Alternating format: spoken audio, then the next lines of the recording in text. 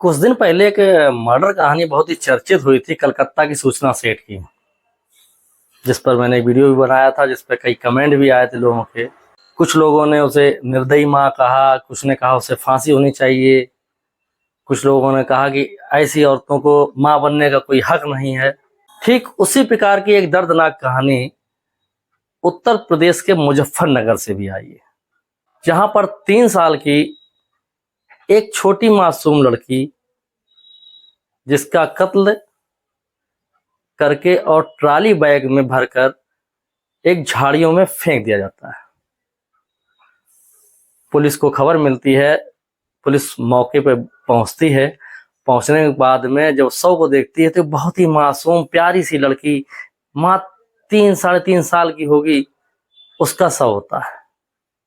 Police भी अचंभित हो जाती है कि आखिर इतनी छोटी सी मासूम बच्ची ने किसी का क्या बिगाड़ा था जो इतनी दर्दनाक मौत उसे दी गई। जब बच्ची के बारे में पता किया जाता है तो पता चलता है कि एक पास में ही हलवाई की दुकान है, उस पे एक राजेश नाम का हलवाई काम करता है, ये बिटिया उसकी ही है। जब राजेश से पूछताछ की जाती है तो जो कहानी निकल के आती है वो शरीर के रोंगटों को खड़ा कर देती है कि क्या कलयुग में माँ का यही रूप है? जिस माँ को बराबर पूजा जाता है, क्या अब वो माँ पूजने के काबिल नहीं रह रही? कलयुग की ये माँ जो है वो कलयुगी माँ होती जा रही हैं। ऐसी माएँ जो सिर्फ अपनी खुशियों के लिए अपने मासूम को कत्ल कर देती हैं, जबकि हम कई कहानियां पढ़ते आए हैं कि जिसमें माँ जो होती है वो अपने बच्चों के लिए कुर्बानियां देती है, और इस कलयुग में माँ अपने बच्चों की कुर्बानियां ले लेती है सिर्फ अपनी खुशी पाने के लिए। जी हाँ, नमस्कार दोस्तों, मैं हूं आशीष कुमार वाजपेयी। आपका फिर बहुत बहुत स्वागत है मेरे YouTube channel crime story with Ashish में। अगर आप फेसबुक पे हैं तो चैनल को फॉलो कर लीजिए, और अगर आप यूट्यूब पे हैं तो चैनल को लाइक शेयर सब्सक्राइब जरूर करें। यूपी के मुजफ्फरनगर में रहने वाली काजल, जो कि किराए के मकान में अपने पति और एक 3 साल की मासूम बेटी के साथ में निवास कर रही थी, रह रही थी। उसका पति एक पास में ही हलवाई की दुकान पर हलवाईगिरी का काम करता था। काजल को बहुत ही चर्चित धारावाहिक क्राइम पेट्रोल देखने का बहुत ही शौक था। क्राइम पेट्रोल को देखते देखते उसके दिमाग में कई प्रकार की साजिशें घूमती रहती थी। उसी साजिश के तहत उसने इस वारदात को भी अंजाम दिया। कहानी कुछ इस प्रकार से है, जो कि सत्य घटना है। काजल अपने प्रेमी से बेइंतहा प्यार करती थी। अपने प्रेमी से ही वह शादी भी करना चाहती थी, और शादी से पहले से ही उसके संबंध भी थे उसके साथ में। शादी होने के बाद में काजल अपने प्रेमी को नहीं भुला पाई। प्रेमी भी बराबर उससे बातचीत करता था। काजल सिर्फ यही कहती थी कि उसे उसके साथ ही रहना है, उसका मन अपने पति के साथ में नहीं लगता। पति की गैर मौजूदगी में काजल का प्रेमी काजल से मिलने के लिए घर पर भी आता था। जब मौका मिलता था तो काजल भी अपने प्रेमी से मिलने के लिए चली जाती थी। अचानक काजल एक दिन जिद कर बैठी कि उसे अपने प्रेमी के साथ ही रहना है। उसने अपने प्रेमी से कहा कि चाहे कुछ भी हो जाए वह तुम्हारे साथ ही रहेगी। प्रेमी ने एक बड़ा ही अजीबोगरीब प्रस्ताव रख दिया।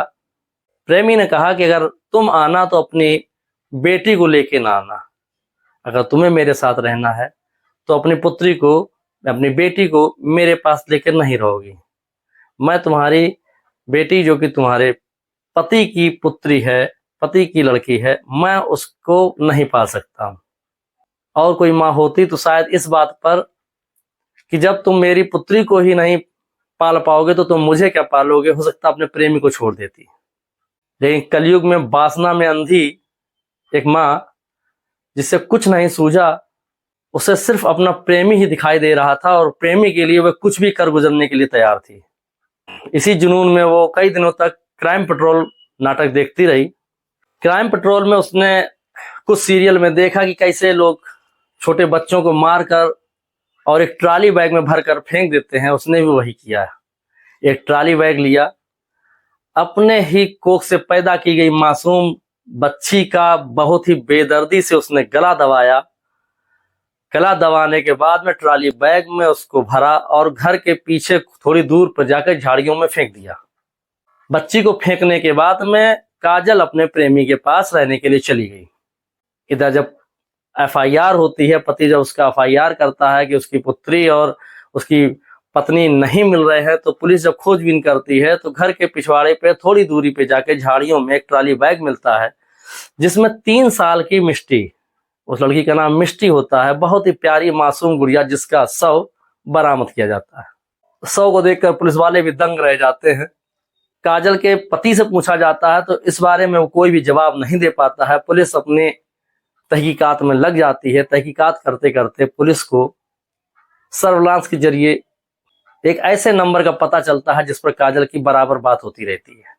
जब पुलिस उस नंबर के जरिए उस व्यक्ति के पास पहुंचती है तो उसके घर से ही उसकी प्रेमिका यानी कि काजल को भी गिरफ्तार कर लिया जाता है। सिटी एसपी अवधेश सरोज दीक्षित से जब बात की गई तो उन्होंने बताया कि काजल टीवी सीरियल क्राइम पेट्रोल देखने की शौकीन थी। उसी सीरियल में उसने देखा कि किस तरह से मासूम बच्चों की हत्या की जाती है और उन्हें किस तरह से ठिकाने लगाया जाता है। जब काजल से पूछा गया तो उसने अपना गुनाह कबूल कर लिया और उसने सिर्फ एक ही बात कही कि वो अब भी अपने प्रेमी के साथ ही रहना चाहती है। उसे अपने पुत्री की हत्या का, जो उसने जघन्य अपराध किया, उसका उसके कोई पछतावा भी नहीं है। काजल ने स्वीकार किया कि उसने सबूत मिटाने के लिए पूरे घर को धो दिया था ताकि कोई भी सबूत ना मिले। लेकिन कातिल या चोर कितना भी शातिर क्यों ना हो, जब वो पुलिस के हत्थे चढ़ता है तो कोई ना कोई सुराग छोड़ ही देता है।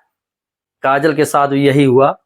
काजल एक प्यार में अंधी औरत थी जिसने अपने प्यार की खातर अपने मासूम का भी गला घोंट दिया, जिसको कोई भी दया नहीं आई। काजल को और उसके प्रेमी को दोनों को गिरफ्तार कर लिया गया है, दोनों को जेल भेज दिया गया है। उन पर हत्या करने की और साक्ष्य मिटाने की धाराएं लगाई गई हैं। आगे कानून उनको क्या सजा देता है, इस जानने के लिए चैनल को लाइक से सब्सक्राइब जरूर करें और चैनल पर बने रहें। आगे का जो भी अपडेट होगा वो चैनल के माध्यम से आपको देता रहूंगा।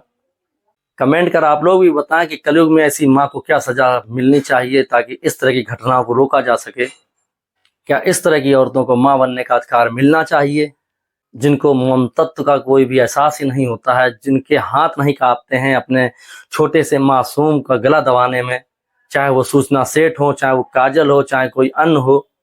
कानून को चाहिए कि ऐसे लोगों को सख्त से सख्त सजा दें और ऐसी सामाजिक सजा दें जिससे देख कर समाज भी डर कर कांपने लगे। जो महिलाओं में इस तरह की जो प्रवृत्ति बढ़ रही है उसको रोक लगे। आगे अपडेट जानने के लिए चैनल पर बने रहें। तब तक के लिए जय भारत, जय हिंद।